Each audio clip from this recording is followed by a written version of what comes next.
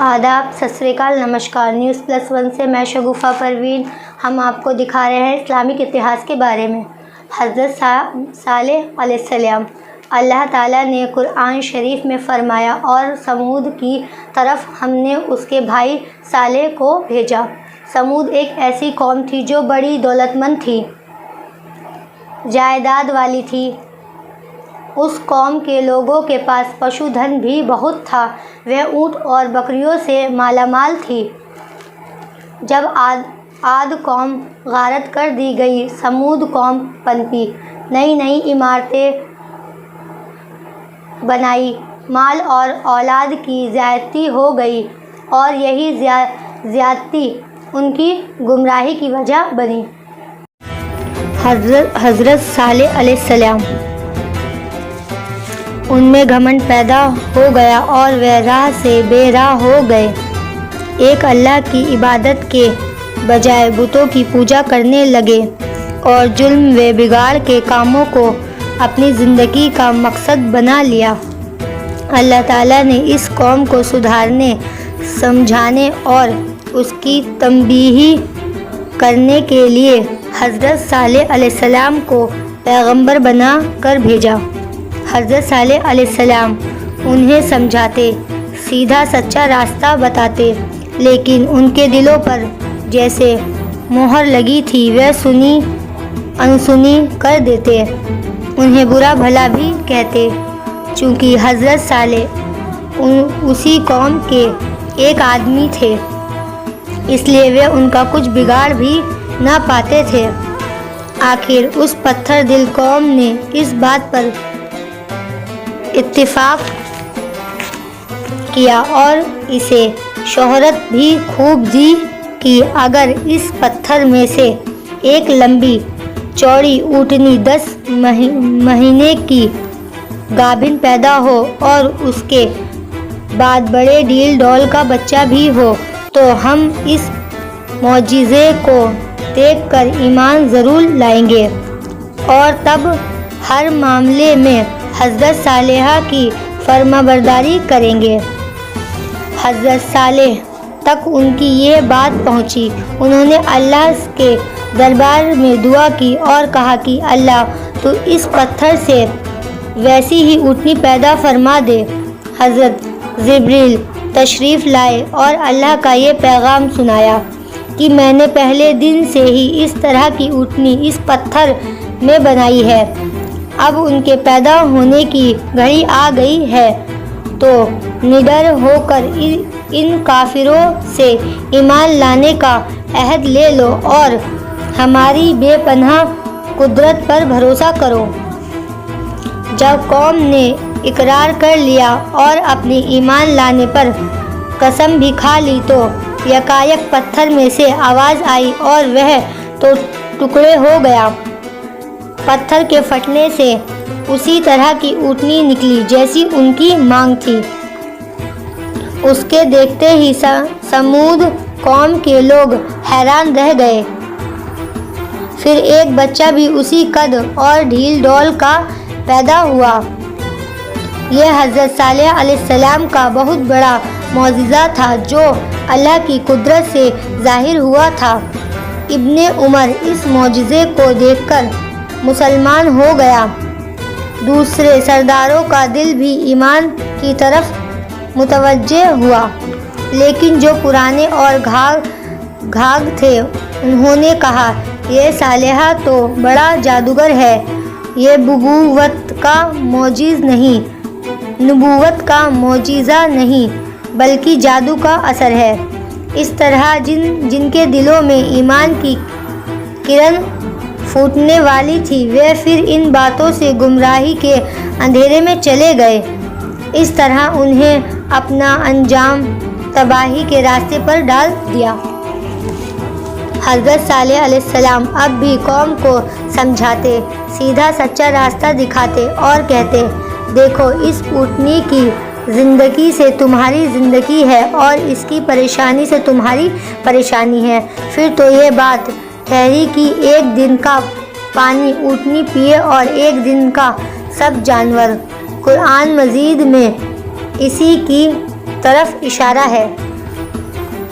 اس بات پر سب خوش ہوئے، مگر کئی آدمیوں کو دکھ بھی ہوا۔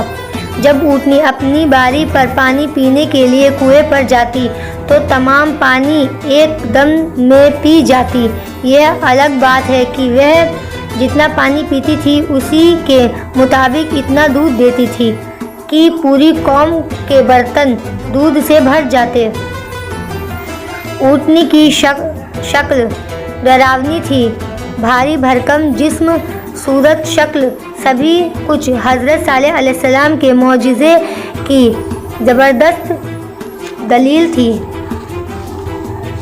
امام نسائی نے لکھا ہے کہ اس کے جسم کی لمبائی 100 گز تھی، اونچائی اس کے پاؤں کی 150 گز تھی۔ جب وہ اونٹنی جنگل میں چرنے کو جاتی تو دوسرے مویشی مارے ڈر کے گاؤں میں بھاگ آتے تھے، اور جب وہ گاؤں میں موجود ہوتی تھی تو سب مویشی جنگل میں بھاگ کر پناہ لیتے۔ نتیجہ یہ نکلا کہ ڈھیروں کے مالک جانوروں کے اس بھگم بھاگ سے بڑے تنگ دل ہو گئے، یہاں تک کہ اونٹنی کو مار ڈالنے کی بات سوچنے لگے۔ اللہ تعالیٰ نے حضرت صالح علیہ السلام پر وحی بھیجی کہ اپنی قوم سے کہو کہ اس اونٹنی کو قتل کرنے کی بات نہ سوچے اور خدا کے حکم کے خلاف اس کو نہ ستائیں، ورنہ اس کی موت تم سب کی موت کی وجہ بنے گی، تم خدا کے عذاب کے شکار ہو جاؤ گے۔ پھر مہلت ختم ہو جانے کے بعد تم پر نہ کوئی مہربانی ہوگی، نہ اسے تم لوگوں پر ترس آئے گا۔ اس قوم میں ایک بڑھیا تھی کہ اس کے پاس مال بھی بہت تھا اور وہ بکریاں اور اونٹ بھی انگنت رکھتی تھی۔ اس کے پاس بیٹیاں تھیں جو بہت خوبصورت اور پریوں جیسی تھی۔ اس طرح ایک بے دین اور بھی تھی جو بہت مالدار تھی۔ یہ الگ بات ہے کہ اس کے شوہر ایمان والے اور خدا کا خوف رکھنے والے تھے۔ ان دونوں عورتوں نے مل کر وہاں کے سرداروں کو اونٹنی مار ڈالنے پر تیار کیا اور کدار بن سالف اور مسعود بن محدث کو بلایا۔ اس بڑھیا نے کدار سے اپنی بیٹی کا نکاح کر دینے کا وعدہ کیا اور عملی طور پر اسے کچھ نقد اور غلہ دے کر یہ طے کر لیا کہ اونٹنی کو قتل کرنا ہے۔ وہ دونوں ملعون 7 آدمیوں کو ساتھ لے کر راستے میں بیٹھے اور اونٹنی کا انتظار کرنے لگے۔ جس وقت وہاں اونٹنی نکلی، پہلے مسعود نے اس کو تیروں سے مار کر گھائل کر دیا، پھر کدار نے اس کے پاؤں کو زخمی کیا، یہاں تک کہ ان 7 نے اللہ کی نشانی اس اونٹنی کو جان سے مار ڈالا۔ اس طرح ان ظالموں نے اپنی بربادی کا راستہ خود پیدا کر لیا۔ اونٹنی کا بچہ اس پہاڑ کی طرف بھاگا اور مارے ڈر کے اس پہاڑ کی چوٹی سے جا لگا۔ حضرت صالح علیہ السلام کو جب اس جرم کی خبر ملی تو ان کی پریشانی بڑھ گئی۔ وہ پریشان اس لیے ہوئے کہ اب اللہ کا غضب اس قوم پر نازل ہو کر رہے گا۔ فرمایا کہ اگر اس کے بچے کو کسی طرح پکڑ کر اپنے درمیان لاؤ گے تو شاید اللہ کے غضب سے اپنے کو بچا لے جاؤ گے۔ قوم والے بھی ڈر گئے تھے، اس لیے اسے کھوجنے میں بڑی محنت کی، پر وہ بچہ غائب ہوا۔ اس طرح پوری قوم عذاب کے گھیرے میں آ گئی۔ حضرت صالح علیہ السلام نے فرمایا کہ 3 دن کے بعد اب تم سب ختم ہو جاؤ گے اور عذاب آ جائے گا۔ عذاب کی نشانی یہ ہے کہ پہلے دن تمہارے منہ پیلے، دوسرے دن لال اور تیسرے دن کالے ہوں گے، پھر چوتھے دن اللہ کے عذاب کے شکار بن کر تباہ ہو جاؤ گے۔ دشمنوں نے جب یہ بات سنی تو انہوں نے حضرت صالح علیہ السلام کو مارنے کا ارادہ کر لیا اور چھپ کر گھات میں بیٹھے تھے۔ حضرت صالح علیہ السلام کو مارنے کا ارادہ کرنے میں پوری قوم شامل تھی، لیکن وہ اپنی چال چل رہے تھے اور اللہ جو سب سے بہتر چال چلنے والا ہے وہ اپنی چال چل رہا تھا، اور اللہ کی چال کے آگے چلی ہی کس کی ہے۔ حضرت صالح کے گھر والوں کو جب معلوم ہوا کہ قوم کے لوگ ایسا کر رہے ہیں تو انہوں نے جا کر پوچھا کہ اگر حضرت صالح کے وعدے کے مطابق تم 3 دن میں فنا ہو جاؤ گے تو اللہ کے حضور اس بے ادبی سے تو تمہیں اور تکلیف ہی پہنچے گی، اور اگر حضرت صالح کی بات غلط ہوگی تو پھر تم جو چاہو کرنا، ہم سب اس وقت سمجھ لیں گے۔ قوم والوں کی سمجھ میں یہ بات آ گئی، وہ اپنے اپنے گھروں کو واپس چلے گئے۔ دوسرے دن پھر قوم کے لوگ جمع ہوئے، ہر ایک کے چہرے پر موت کی ہوائیاں اڑ رہی تھیں۔ جمع ہو کر سب بولے آخر ہم تو مریں گے ہی، لیکن حضرت صالح کو بھی مار کر اپنے آگے دفن کریں گے۔ حضرت صالح نے جب یہ خبر سنی تو وہ عقیل بن نوفل کے گھر پناہ لینے چلے گئے۔ قوم والے پریشان ڈھونڈتے پھرے اور حضرت صالح نے انہیں ہاتھ نہ لگے۔ دوسرے دن صبح میں سب کے منہ خون کی طرح لال ہو گئے۔ رنگت کی یہ تبدیلی دیکھ کر ان کی بے چینی بڑھ گئی، رونے پیٹنے لگے۔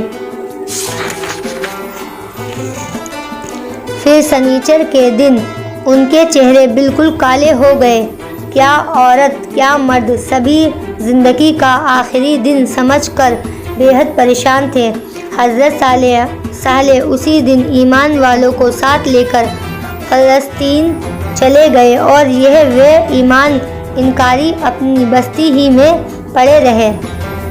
اتوار کو صبح کو سمود قوم کے شیطانوں نے ہنون کا کفن تیار رکھ کر زندگی سے چاو اٹھا لیا اور پہر دن چڑھے۔ ایک خوفناک عذاب اوپر سے ان کے کانوں میں آئی، سب کے دل ٹکڑے ٹکڑے اور کلیجہ حصہ حصہ ہو گیا۔ اللہ کے غضب سے نہ طاقتور بچا نہ کمزور، نہ مرد بچا نہ عورت۔ حضرت صالح علیہ السلام کی مرضی کے ساتھ سب کچھ ٹھنڈا ہو جانے کے بعد پھر واپس اس جگہ آئے۔ قوم کی یہ حالت دیکھ کر روئے بھی بہت اور کافی سبق بھی لیا۔ پھر ایک مدت کے بعد وہاں سے مکہ کی طرف چلے گئے اور وہیں انتقال فرمایا۔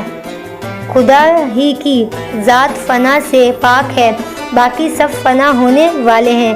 کسی اردو شاعر نے کیا خوب کہا ہے، یہ دنیا ہے تحقیق دار فنا، تو ہرگز کبھی اس میں مت دل لگا۔ نہ آیا کوئی جو کہ باقی رہا، نہ ساگر رہا اور نہ ساقی رہا۔ ہمارے چینل کو لائک کریں، شیئر کریں، سبسکرائب کریں اور بیل آئیکن کی گھنٹی کو دبانا نہ بھولیں تاکہ ہماری آنے والی سبھی ویڈیو کی نوٹیفیکیشن آپ کو ملتی رہے۔